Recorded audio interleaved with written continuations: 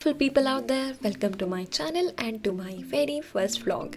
मैं हूँ आंचल और मैंने रिसेंटली अपने हस्बैंड के साथ स्वीडन शिफ्ट किया है। लाइफ का एक नया चैप्टर स्टार्ट हुआ है, एक फ्रेश बिगिनिंग।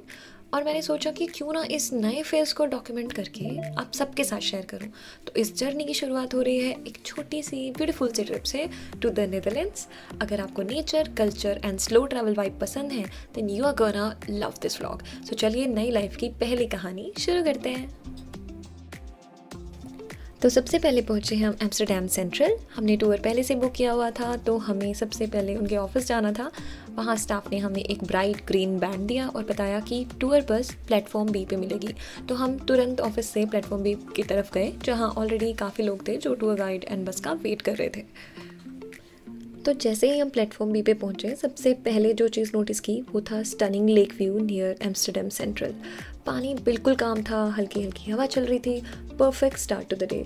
हम थोड़ी देर बस वहीं खड़े हो गए व्यू एंजॉय करते हुए, और फिर देखा कि हमारी बस आ गई थी। हमने अपना ग्रीन रिस्टबैंड पहना, गाइड ने हमें अच्छे से ग्रीट किया नमस्ते बोल के, एंड हमारे टिकट्स चेक किए।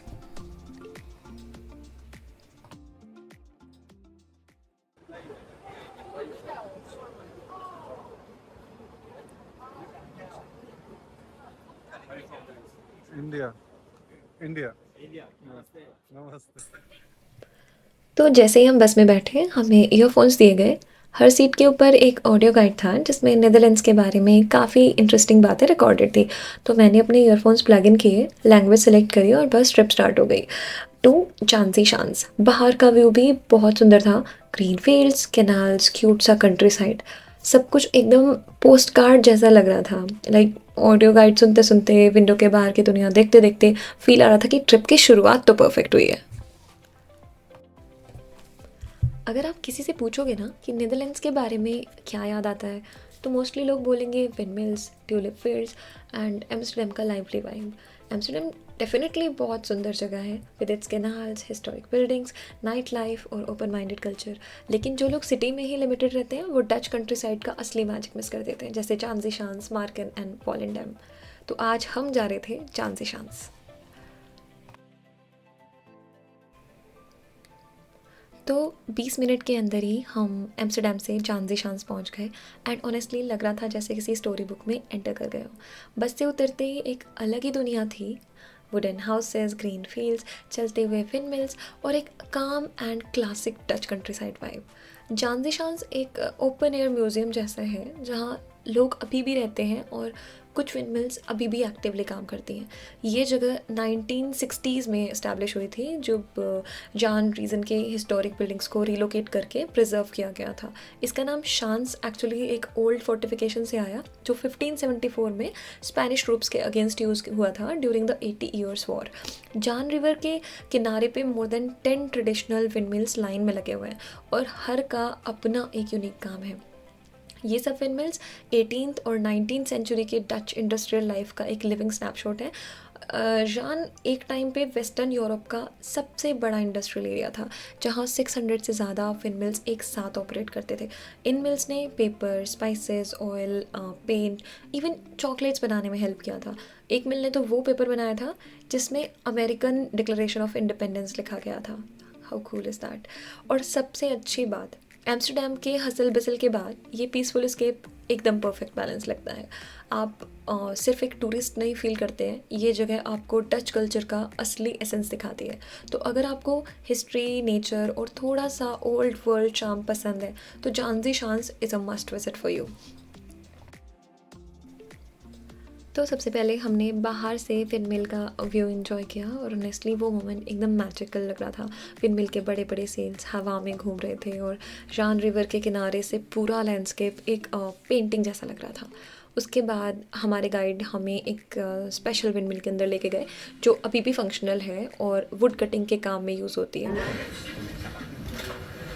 Whoa, I see cameras pointed at me. I don't know. My question to you is make films and pictures afterwards. For me, it's very distracting.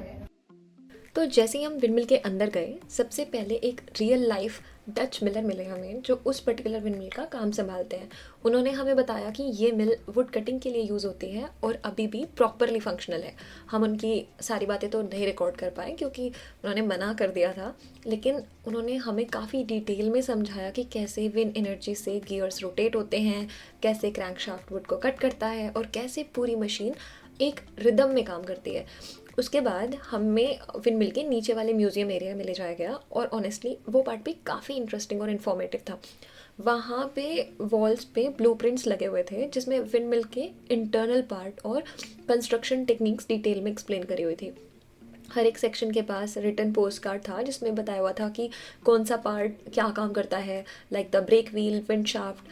कुछ डायग्राम्स में गियर्स और levers का पूरा flow दिखाया गया था और एक टाइमलाइन भी थी जिसमें बताया गया था कि ये मिल कैसे रिबिल्ड हुई 2007 में बेस्ड ऑन ओरिजिनल 1680 डिज़ाइन। और फिर हमें एक शॉर्ट फिल्म भी दिखाई जिसमें विंड मिल की हिस्ट्री, रिस्टोरेशन प्रोसेस और वर्किंग मैकेनिज्म एक्सप्लेन करा बहुत ही अच्छे से। इतना सब देख के लगा कि हम सिर्फ एक विंड मिल नहीं देख रहे हैं बल्कि एक पूरा डच इंजन का चैप्टर ख़त्म कर रहे हैं। तो नीदरलैंड्स में विंड मिल का यूज़ 13th सेंचुरी से हो रहा है। पहले ये ग्रेन ग्राइंड करने के लिए यूज़ होते थे, लेकिन बाद में डच लोगों ने इनका यूज़ वाटर पंप करने के लिए भी शुरू कर दिया क्योंकि उनका ज़्यादा लैंड सी लेवल के नीचे था। जानजी शांस एरिया एक टाइम पे दुनिया के पहले इंडस्ट्रियल जोन में से एक था। यहाँ 600 से ज़्यादा विंड मिल एक साथ ऑपरेट होते थे। इमेजिन एक पूरा लैंडस्केप जहाँ हर विंड मिल किसी ना किसी काम में बिजी हो। 17th सेंचुरी में विंड मिल्स ने नीदरलैंड्स को एक सी बेस्ड सुपर पावर बनने में भी बहुत हेल्प किया। इनसे शिप बिल्डिंग में रिवॉल्यूशन आया, वुड कटिंग इतना फास्ट हो गया कि डच ईस्ट इंडिया कंपनी दुनिया की सबसे पावरफुल ट्रेडिंग कंपनी बन गई।